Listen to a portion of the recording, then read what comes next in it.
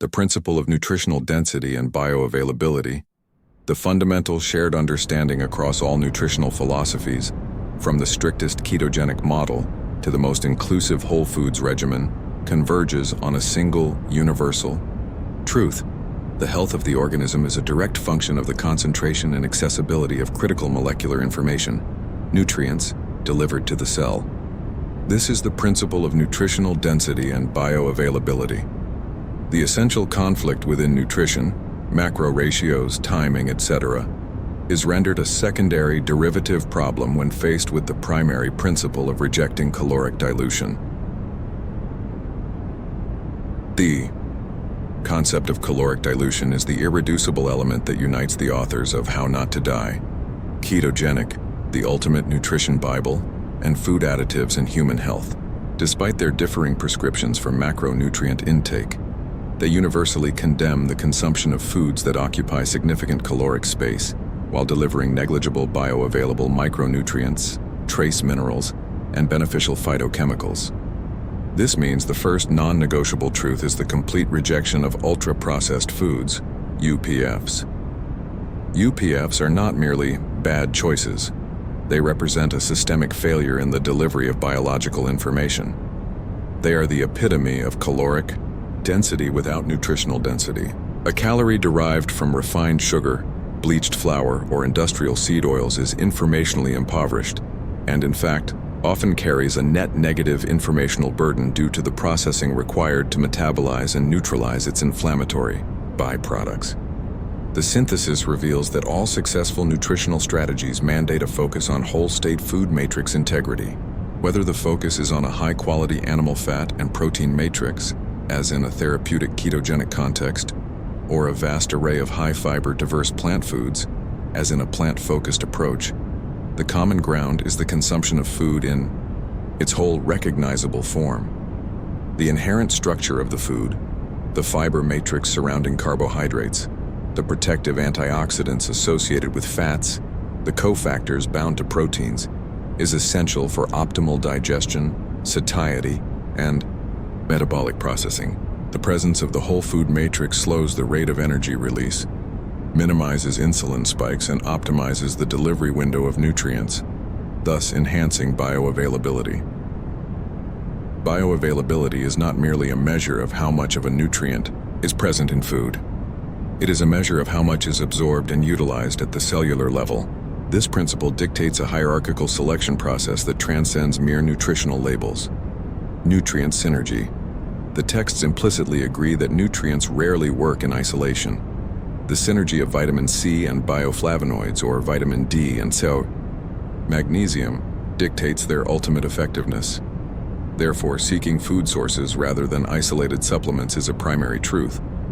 The body is an evolutionary machine designed to extract information from complex matrices, a truth underscored by Eat to Beat disease, William W. Lee, and its focus on food as medicine compounds, which are naturally packaged within whole foods.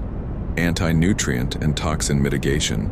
The presence of food additives, as highlighted by Zander, Clayton's work, or heavy pesticide loads can actively inhibit the absorption and function of beneficial nutrients. The focus on sourcing, detailed in Section 3, is therefore a component of this first principle. A food may be chemically dense in a nutrient, but if it is physically coated in anti-nutrients or absorption inhibitors, its bioavailable density is severely compromised. This explains the universal lean toward organic, clean, and minimally refined ingredients. Protein and amino acid quality. The foundational truth for cellular health is the delivery of high-quality amino acids, the building blocks for every enzyme, hormone, and immune factor. Whether sourced from clean animal protein or a complete plant-based profile, the essential requirement is the complete spectrum of essential amino acids, EAAs, that are easily cleaved and absorbed. The concept of protein leverage, the body's instinctive drive to continue eating until its protein quota is met, is an underlying principle that explains why calorically dense, protein-poor diets, i.e. UPFs, lead to overconsumption and metabolic dysregulation, a truth relevant to the hunger habit. In essence, the principle of nutritional density demands a prioritization of signal over noise. The signal is the comprehensive packet of micronutrients, vitamins, minerals, and polyphenols. The noise is the accompanying load of refined sugars, trans fats, and artificial compounds that demand a high energetic cost to process, while offering no beneficial informational return. The texts, spanning from a focus on brain health, brain food, genius foods, to athletic performance, the fighter's kitchen, new power eating, all recognize that the cellular machinery, whether a neuron or a muscle fiber, cannot function optimally without the precise molecular information delivered by nutrient-dense bioavailable foods. The synthesis: reject diluted calories, prioritize the intrinsic wisdom of the whole food matrix. This is the first foundational law of universal nutrition, the principle of metabolic context and individual variation. The second foundational truth synthesized from this conglomerate of books is that all effective nutritional interventions must be mediated by the individual's current metabolic context, acknowledging that diet is not a one-size-fits-all prescription, but a tool for modulating specific, personalized biological outcomes. This is the principle of metabolic context and individual variation. While the specific methods, such as carbohydrate restriction advocated in ketogenic or low glycemic load eating in Eat, Drink, and Be Healthy, may appear contradictory, their first principle's objective is identical: to restore and maintain optimal metabolic flexibility and mitigate the core drivers of chronic disease. Insulin resistance and chronic systemic inflammation. The synthesis reveals that the underlying disease state addressed by nearly every text is the body's inability to efficiently switch between fuel sources, glucose and fatty acids, and the continuous low-grade inflammatory response driven by modern diet and lifestyle.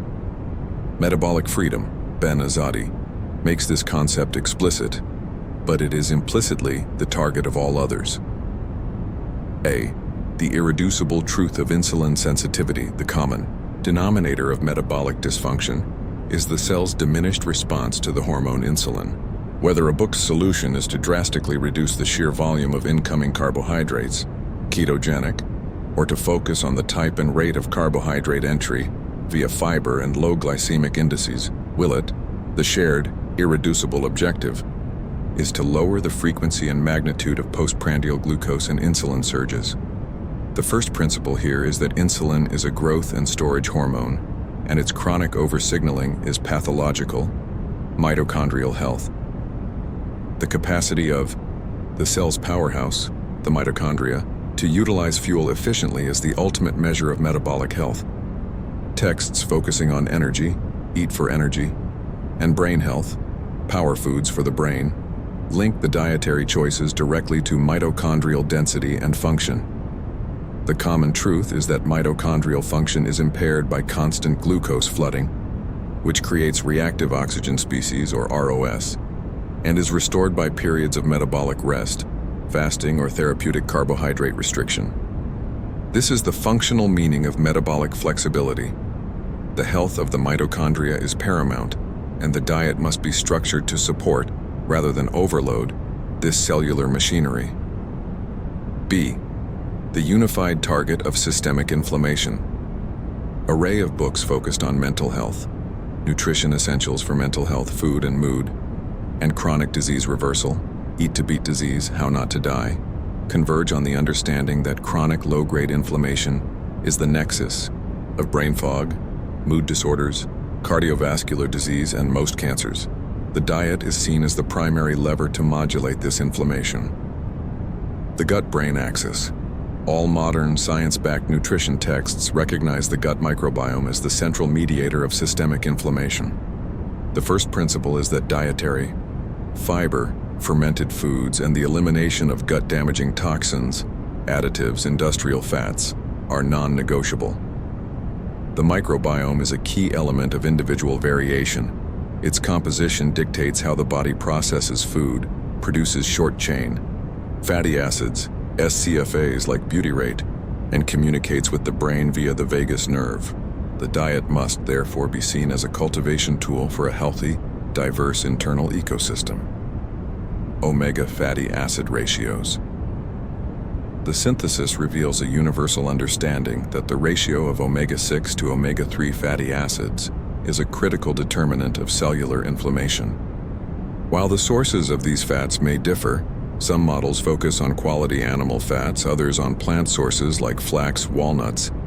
The shared truth is the need to dramatically reduce industrial seed oils, the primary source of hyperinflammatory omega-6s, and increase bioavailable omega-3s. This is an application of the first principle, mitigating the cellular pro-inflammatory environment. C. The inevitable law of individual variation. The list of books includes models, like keto, that are extremely restrictive, and others, like Willett or Greger, that are broad and inclusive. The synthesis reconciles these differences through the principle of individual variation, which is the foundational truth that the correct application of the first principle, nutritional density, depends on the metabolic context, insulin resistance, level of the individual. Genetic, epigenetic influence. Texts focusing on advanced nutrition, Genius Foods, Ultimate Nutrition Bible, acknowledge that genetic polymorphisms, e.g., variations in ApoE for fat metabolism, MTHFR for B vitamin utilization, dictate tolerance and response to specific macronutrient profiles. This translates to the first principle.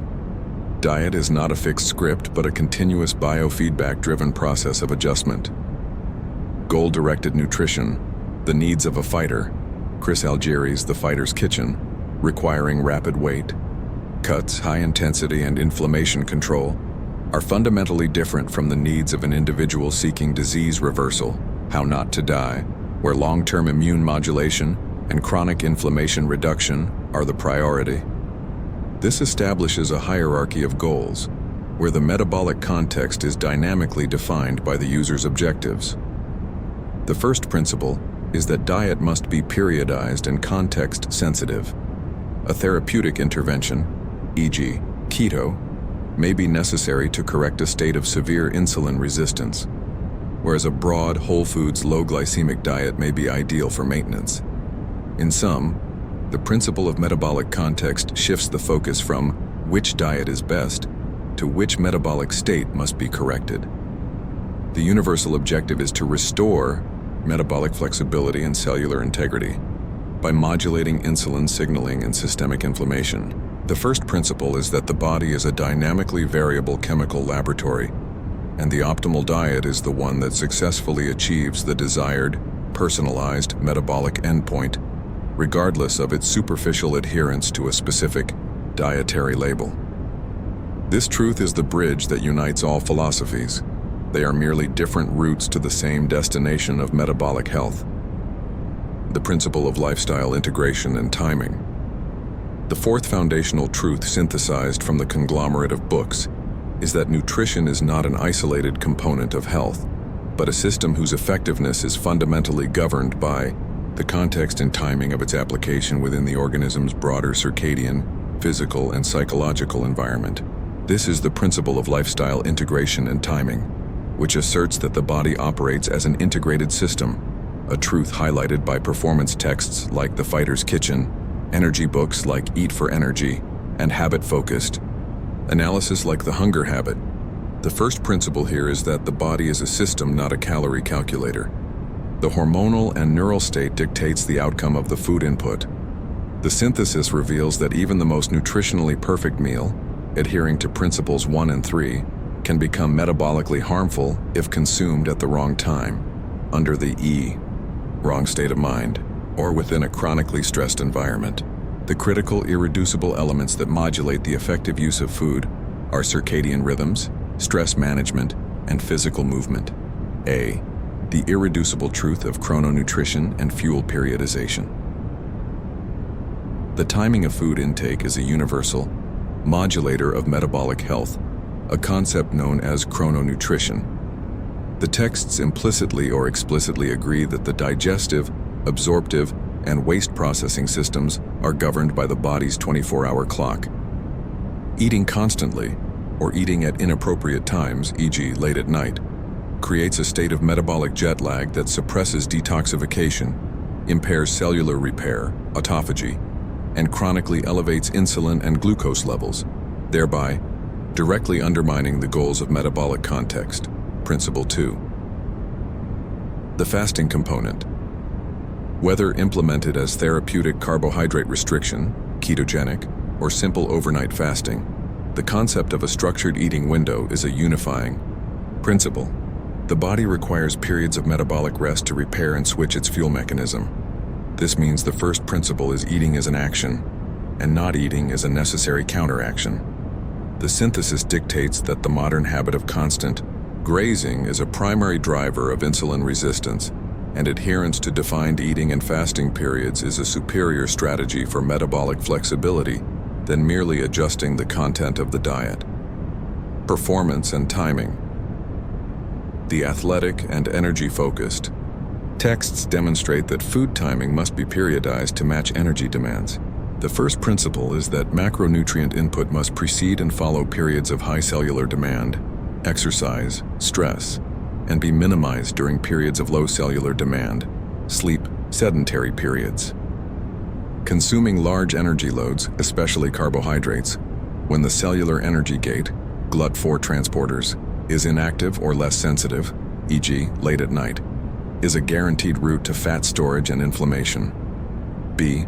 The psychological and neural context. The role of stress.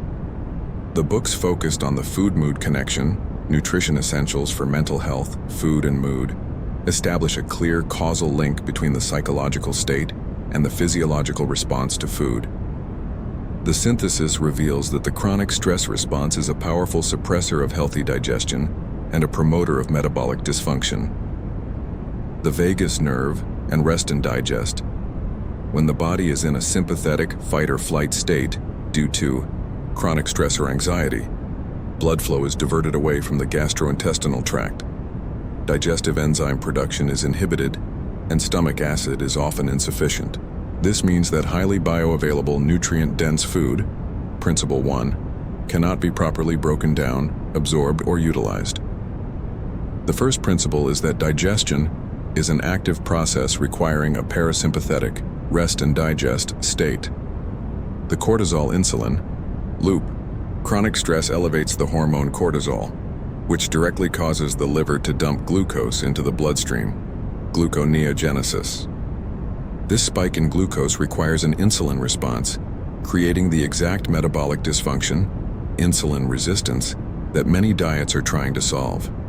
The synthesis mandates that stress management, sleep, mindfulness, rest, is a dietary intervention.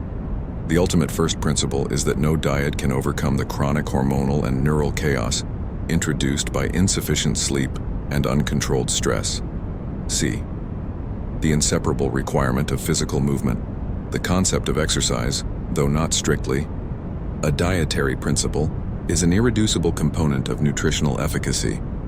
Physical movement is the primary non-pharmacological means of increasing insulin sensitivity in muscle and fat tissue. Glucose disposal. Muscle contraction, particularly resistance training and high-intensity interval training, CHIT, uses energy, substrates, and directly activates glucose transporters on the muscle cell, clearing glucose from the bloodstream independent of insulin. This creates a powerful metabolic sink for incoming food. The first principle is that food is fuel for movement, and movement is the precondition for food utilization. Attempting to correct a diet without the fundamental metabolic stimulus of movement is akin to trying to fill a tank with a hole in it. The energy will not be effectively directed towards cellular health. Body composition. The ratio of lean muscle mass to fat mass is the most accurate predictor of long-term metabolic health. Muscle tissue is metabolically active and highly insulin sensitive, while visceral fat is a powerful endocrine organ that promotes chronic inflammation. Therefore, the first principle is that the dietary model must support the maintenance and growth of lean muscle mass, protein leverage timing, as a primary defense against metabolic disease.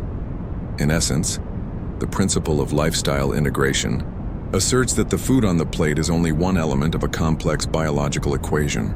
The final outcome of any meal is a product of its nutritional content, multiplied by the quality of the body's hormonal, circadian, and glucose cycles. This is the principle of lifestyle integration. The food on the plate is only one element of a complex biological equation. The final outcome of any meal is a product of its nutritional content, multiplied by the quality of the body's hormonal, circadian, and physical context. The first principle is that true nutrition begins not when the food is eaten, but when the body is sufficiently rested, moved, and mindful to receive it. The principle of sustainability, access, and behavior change.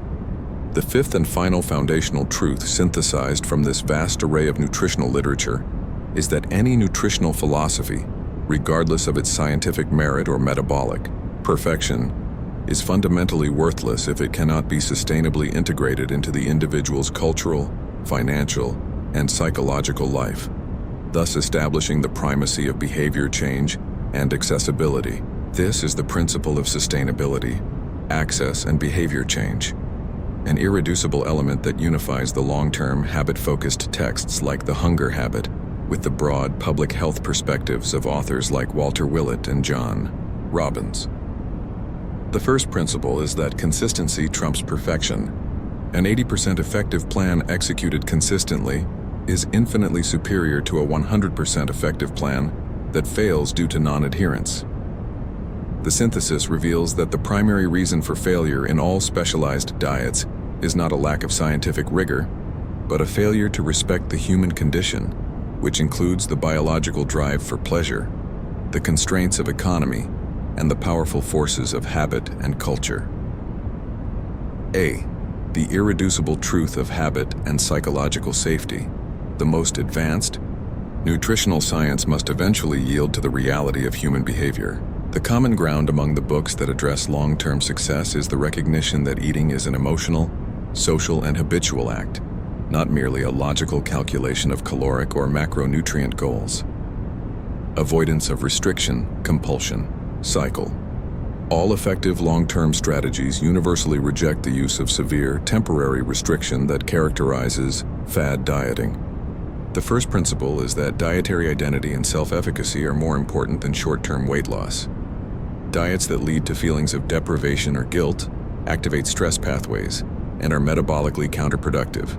Principle 4, leading to the inevitable rebound effect, the hunger habit. The focus must shift from what to exclude to what to include, a positive, additive approach that focuses on whole foods.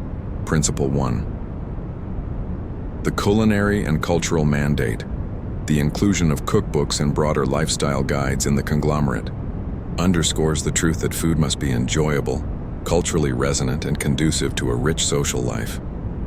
The synthesis demands that the first principle of a sustainable diet is that it must be adaptable to the feast and the fast. An optimal diet is one that allows for pleasure and cultural celebration without permanently derailing metabolic health, emphasizing moderation and immediate return to core principles. B. The ethical and financial constraint of access. The principle of sustainability must be applied not just to the individual's routine, but to the broader socio-economic context. The advice in the books, especially regarding quality sourcing, Principle 3, organic, grass-fed, wild-caught, is often financially exclusionary. The synthesis dictates that a globally viable foundational principle of health must acknowledge this reality. Prioritization of clean versus dirty. The first principle is a pragmatic one. When financial constraints exist, prioritize the cleanest versions of the most toxic items and the least processed versions of the cheapest items. This means focusing resources on avoiding the dirty dozen, conventionally grown produce with the highest pesticide residue, and selecting the cheapest whole-state foods available: beans, lentils, simple whole grains, frozen vegetables, thereby maximizing nutritional density. Principle 1 on a constrained budget. The food environment and policy, John Robbins' work in particular, points to the macro-level first principle. Individual choice is constrained by food policy and corporate action. True long-term sustainability requires political and policy action to ensure that nutrient-dense, ecologically sound food is the cheaper, more accessible option, rather than the luxury choice. The first principle is that the ultimate goal is to remove the obstacles to adhering to principles 1, 2, 3, and 4, which is a societal, not just an individual task. C. The evolutionary mandate, lifestyle, as the cure. Ultimately, the synthesis suggests that the long-tail summary of all nutritional, Wisdom is the evolutionary truth that the human body is designed for scarcity, movement, and unprocessed fuel. The concept of diet itself is a modern construct that addresses a failure in the environment. The reductive summary. The 5 synthesized principles converge on a single, behavioral command. To be healthy, one must recreate the fundamental conditions of human survival in a modern context. Eat nutrient-dense food. Principle Wonder 3. The whole, recognizable, unadulterated output of a clean ecosystem. Control, metabolic response. Principle 2. Use timing and movement. Principle 4. To ensure the body's machinery is not constantly overloaded. Respect the system. Principle 4. Prioritize sleep, manage stress, and ensure the body is in a parasympathetic state when consuming food. Make it sustainable. Principle 5. Build small, durable habits that last a lifetime rather than following a protocol that is temporary, rigid, and psychologically destabilizing. In conclusion, the principle of sustainability dictates that the best diet is not the one with the best lab results in a clinical trial, but the one that the individual can cheerfully and consistently maintain against the backdrop of a challenging modern world. The first principle is that behavior is biochemistry, and the ultimate measure of a nutritional philosophy is its ability to become an unconscious, habitual, and enjoyable part of a long, healthy life.